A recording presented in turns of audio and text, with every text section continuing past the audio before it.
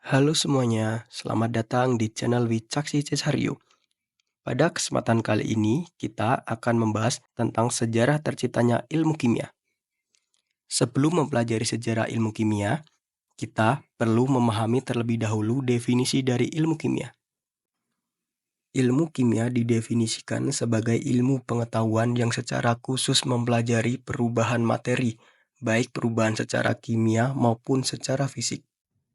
Dalam video kali ini, kita akan mencari tahu bagaimana kimia bisa tercipta hingga saat ini. Untuk mengetahui hal tersebut, kita harus mengunjungi zaman purba. Eits, bukan zaman purba yang itu ya, tetapi zaman purba yang ini. Hal apa yang terlintas dalam pikiran kalian ketika melihat gambar ini? Ya, betul sekali. Masyarakat pada zaman purba mengembangkan peradabannya melalui kegiatan bercocok tanam, beternak binatang, berdagang, dan transportasi. Beberapa di antara mereka ada yang memperhatikan alam sekitarnya loh, termasuk peredaran benda-benda angkasa seperti bintang-bintang dan planet-planet. Sehingga mereka dapat mengembangkan kalender, menentukan pembagian waktu, dan peramalan tentang cuaca. Seiring dengan berjalannya waktu, peralatan yang mereka gunakan juga mengalami perkembangan, yaitu mulai dari peralatan yang terbuat dari batu, tulang binatang, hingga peralatan yang terbuat dari logam, terutama perunggu dan besi. Masa yang dialami oleh mereka dalam pengembangan peralatan tersebut dinamakan zaman batu, zaman perunggu, dan zaman besi.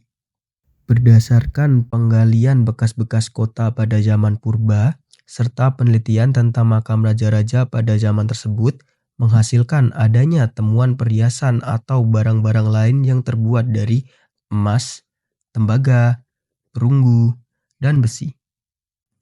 Iya, kalian tidak salah dengar.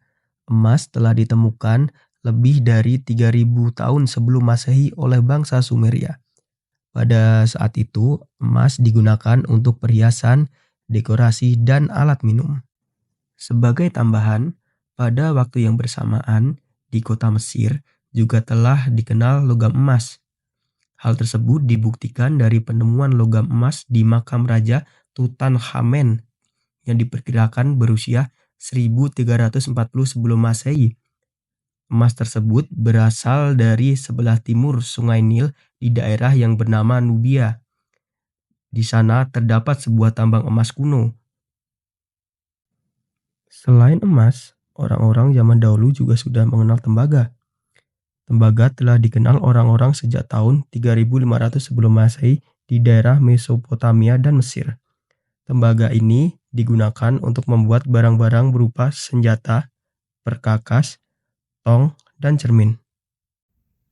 Logam ini juga ditemukan dari peninggalan yang diperkirakan terdapat pada tahun 1600 sebelum Masehi di Knossos dan Pulau Kreta yang terletak di Laut Tengah dan ketika itu dihuni oleh bangsa Minoan.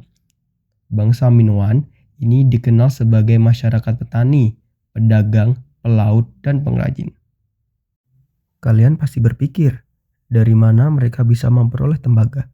Semenanjung Sinai, Pulau Siprus, daerah Syria, Masedonia, dan semenanjung Iberia memiliki kandungan biji tembaga yang melimpah.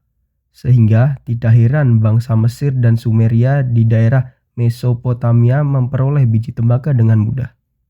Pada proses pembuatan logam-logam tembaga melibatkan proses kimia, yaitu biji tembaga yang terdiri dari oksida dan tembaga karbonat direduksi oleh arang pada suhu tinggi sehingga terbentuk tembaga.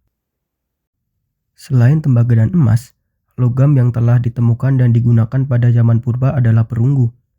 Logam perunggu merupakan perpaduan antara tembaga dan timah.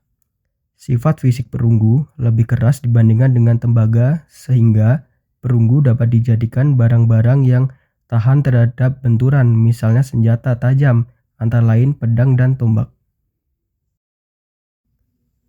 Perunggu juga dijadikan sebagai hiasan berupa patung binatang sebagaimana ditemukan pada peninggalan yang terdapat di Mesopotamia, yaitu pada makam raja di Ur. Logam lain yang tidak kalah penting digunakan oleh orang-orang zaman purba adalah besi. Besi telah dikenal oleh bangsa Mesir dan Mesopotamia pada tahun 4000 sebelum Masehi. Mereka menggunakan besi sebagai peralatan, senjata, dan sebagai hiasan.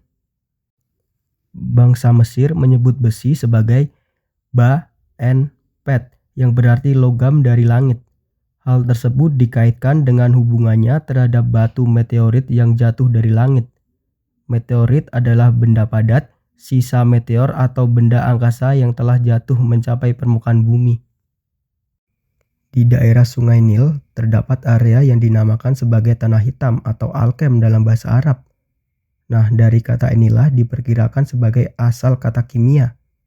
Pada daerah tersebut dahulu terdapat pertambangan dan pengelolaan biji-biji besi yang dikuasai oleh raja-raja pada zaman tersebut. Dengan demikian, terdapat hubungan yang sangat erat antara raja-raja dengan perkembangan ilmu kimia. Seperti halnya tembaga, untuk memperoleh biji besi dilakukan dengan cara memanaskan biji besi dengan arang yang dilakukan di dalam tanur. Besi merupakan logam yang dihargai dan dikagumi oleh masyarakat. Namun karena mudah berkarat, logam ini tidak banyak dipakai untuk hiasan. Bersamaan dengan perkembangan pengolahan biji logam menjadi logam, orang Mesir dan Mesopotamia juga mampu membuat barang-barang dari keramik dan gelas. Hal ini dibuktikan dari peninggalan yang berupa bejana dari keramik dan patung binatang dari keramik yang disalut dengan lapisan gelas dan diperkirakan dibuat pada tahun 3400 sebelum Masehi. Selain itu, mereka juga dapat membuat gelas yang berwarna dengan menggunakan senyawa tembaga dan bahan-bahan lainnya. Vas bunga yang terbuat dari gelas berwarna biru telah mereka buat pada tahun 1550 sebelum Masehi dari bahan silika, malakit, dan kapur yang dipanaskan pada suhu yang tinggi. Pembuatan gelas juga telah dilakukan secara massal oleh bangsa Mesir pada tahun 1370 sebelum Masehi.